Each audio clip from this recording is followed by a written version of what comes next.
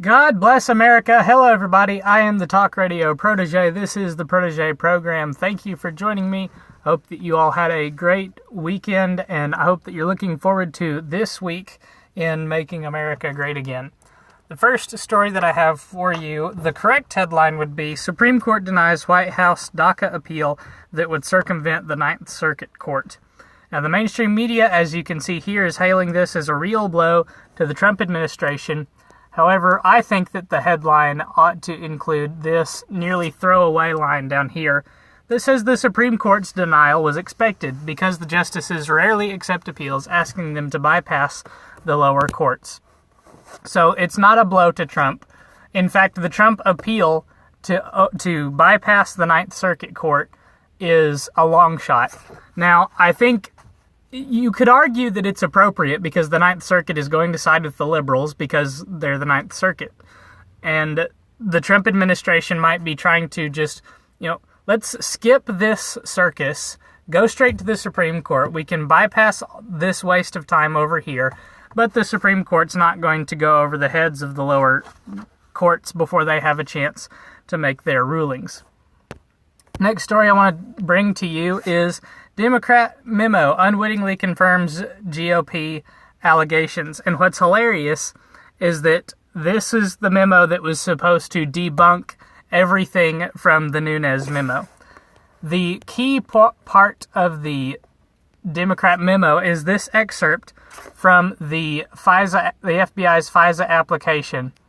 And it states that Steele, who is source one, was approached by an identified U.S. person, and Steele was told that the identified U.S. person was hired by a U.S.-based law firm to conduct research regarding candidate number one's ties to Russia. The FBI, down here, the last line, the FBI speculates that the identified U.S. person is likely looking for information that could be used to discredit candidate number one's campaign. Now, if the FBI had identified a U.S. person, that means they knew who he worked for, and they knew that he had been hired by a U.S.-based law firm.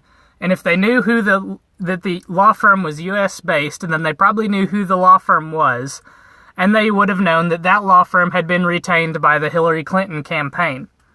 So the FBI knew knew about the political background surrounding the creation of the Trump dossier and didn't disclose that information to the FISA court. Just like the Nunes Memo said they didn't, the Schiff Memo, I suppose we should call it, is now confirming that allegation. Somewhat humorously, I would further state. The last thing that I want to look at or tell you about is an update on the gun control debate surrounding the Florida shooting. And the first thing, we're not going to read this whole thing because it is quite lengthy, but I did want to direct you to this article from Twitchy. Charles C.W. Cooke, I assume it's pronounced Coke, maybe it's Cooke, took to Twitter to address David Hogg's talking points. Now, for those of you who don't know, David Hogg is one of the most outspoken students of the Parkland High School who's been speaking out ever since the incident. From Mediaite, David Hogg, Governor Rick Scott should be held accountable for sheriff's deputies that didn't confront shooter. And if you've been following this closely, you'll know that David Hogg said that the deputies didn't do anything wrong when they didn't enter the school, instead arriving, setting up a perimeter, etc. And Cook, again, however you pronounce that, rebuts this by saying, this talking point is incoherent and is not an attack on a kid to point this out. Sheriff Israel is directly elected. He is not a member of the governor's bureaucracy. And it was Hogg's point that the governor's bureaucracy had basically created the situation. What I think was the crux of this thread of tweets, if they will go ahead and load in here. which it appears they're not going to do. I have it written down.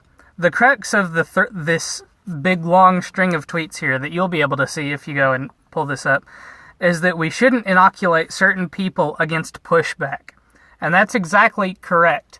You know, it's been the policy of the left for at least the last decade, ever since we really got into the era of political correctness, as Ben Shapiro put it in his CPAC speech, which I would highly recommend you go and watch, that certain people are above reproach. Certain classes of people cannot be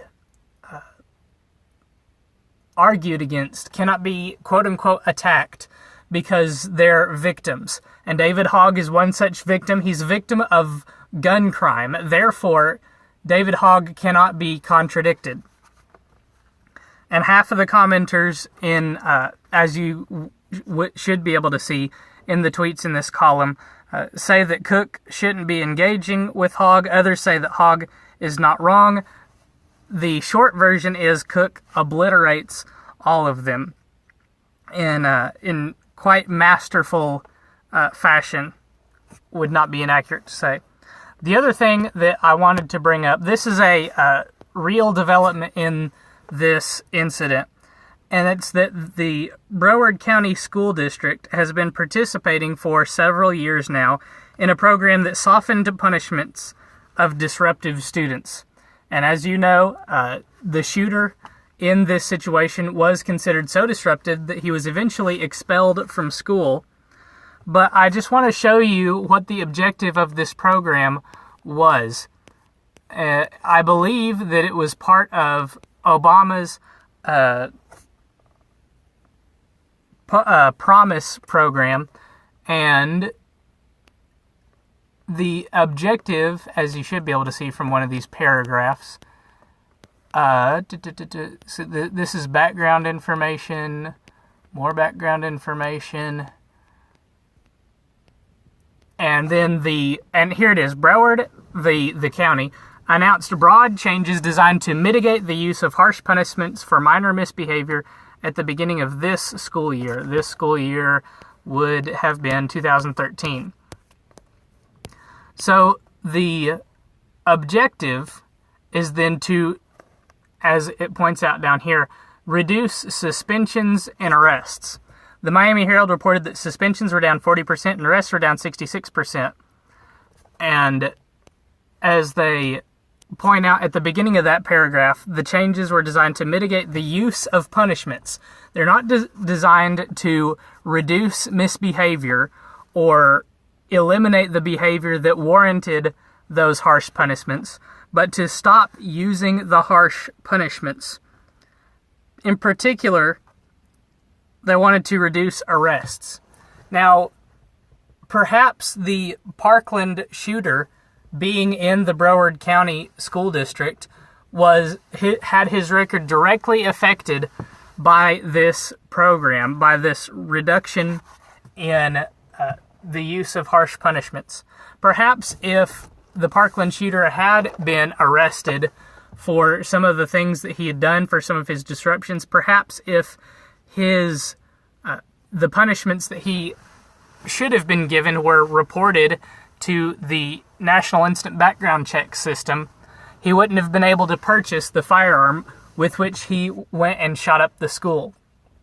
But that's not the most disturbing part of this story. What's most disturbing is what this is my opinion, but I am certain that this is the case. That is that the programs like the Broward County School District are in effect all across the nation. The Broward County School District program that seeks to reduce the use of harsh punishments like suspensions and arrests are in effect all across the country. Now, they're not written down policy. They're de facto policy. And I think this confidently because my school, of between 100 and 200 students in the high school, had a de facto promise program policy. And it worked like this. If you were a star of one of the school's most successful athletic programs, you were exempt from most punishments. There was only one punishment that you couldn't be exempted from, and that was academic ineligibility. But everything else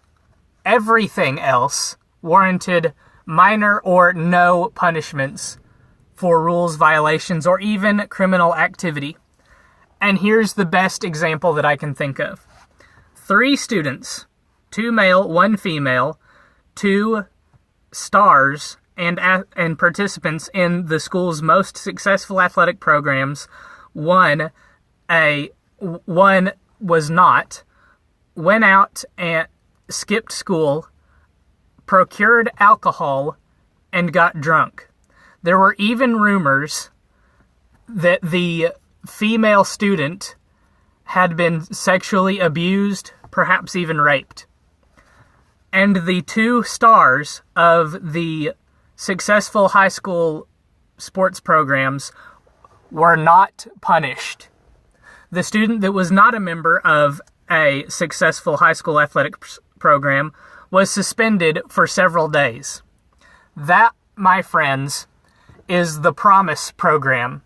Students that have some nebulous promise of success outside of high school, especially in areas that make the school money, will not be punished for their wrongdoings.